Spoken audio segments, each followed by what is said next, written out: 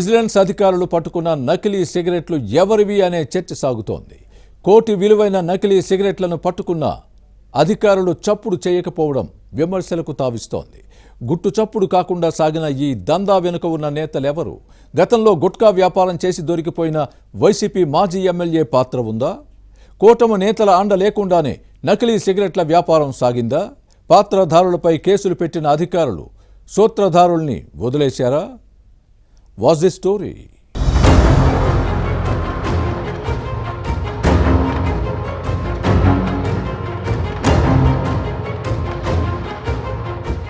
ఏపీలో ఎక్కడ ఏ నకిలీల దందా బయటపడినా వాటితో వైసీపీ నేతలకు లింకులుంటున్నాయి. చిత్తూరు, ఎన్టీఆర్ జిల్లాల్లో వెలుగు చూసిన నకిలీ మద్యం తయారీలో ఫ్యాన్ పార్టీ నేతలు పాత్ర ఉన్నట్టు తేలింది. గుంటూరులో గుట్టుగా సాగిన నకిలీ సిగరెట్ల వ్యాపారంలోనే వైసీపీ నేత హస్తంపై చర్చ జరుగుతోంది.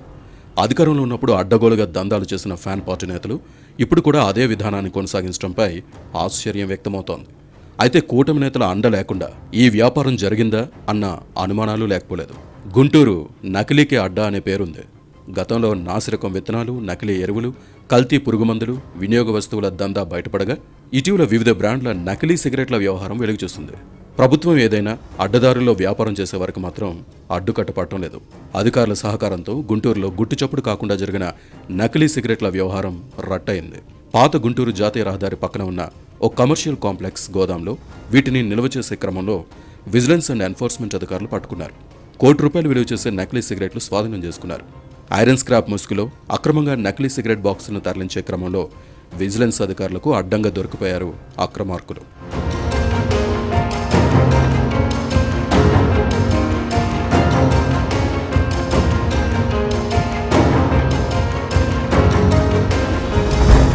లారీ డ్రైవర్ గగన్ కుమార్ను అదుపులోకి తీసుకుని విచారించడంతో అసలు వ్యాపారం చేసే వ్యక్తులు వెలుగులోకి వచ్చారు. నంబూరు సుబ్బారావు గుప్తా, సిహెచ్ మురళీకృష్ణ భువనేశ్వర్ నుంచి వీటిని తీసుకొచ్చినట్టు గుర్తించారు. భువనేశ్వర్ వ్యాపారి కృష్ణ నుంచి నకిలీ సిగరెట్లు కొనుగోలు చేశారని తేలింది. ఈ దందాపై పాత గుంటూరు పోలీస్ స్టేషన్లో కేసు నమోదైంది. అయితే నిందితుల వెనుక ఎవరున్నారన్న అంశంపై రకరకాల చర్చలు సాగుతున్నాయి. రాజకీయ నేతల అండ లేకుండా సుబ్బారావు, మురళీకృష్ణ ఇంత పెద్ద దందా చేశారా అన్నదే ప్రశ్న. ఏ లీడర్ల సహకారం లేకుండా ఇలాంటి వ్యాపారం చేసే ధైర్యం సామాన్య వ్యాపారికి ఉండదు. దీని వెనుక గుంటూరు వైసీపీ మాజీ ఎమ్మెల్యే హస్తం ఉన్నట్లు ప్రచారం జరుగుతోంది. గతంలో పొగాకు వ్యాపారం చేసిన అనుభవం ఉంది. సిగరెట్ తయారీ వ్యాపారం చేయాలని గతంలోనే ప్రయత్నం చేశారని వైసీపీ నేతలే గుర్తు చేసుకుంటున్నారు. ఫ్యాన్ పార్టీ ప్రభుత్వంలో గుట్కా వ్యాపారం చేస్తూ ఆ మాజీ ఎమ్మెల్యే పట్టుబడిన అంశాన్ని గుర్తు చేస్తున్నారు.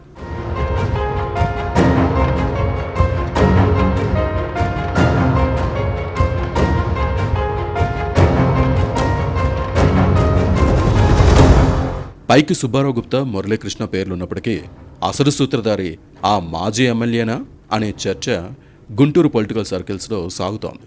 వైసీపీ హయాంలో గుట్కా వ్యాపారం చేసిన ఆ మాజీ ఎమ్మెల్యే కూటమి ప్రభుత్వంలోనూ యథేచ్ఛగా నకిలీ సిగరెట్ల వ్యాపారం చేయటం ఆశ్చర్యంగా ఉందని చెప్పుకుంటున్నారు. వైసీపీ మాజీ ఎమ్మెల్యేకి కూటమి ప్రభుత్వంలో ఎవరు అండగా ఉంటున్నారన్నది చర్చనీయాంశంగా మారింది.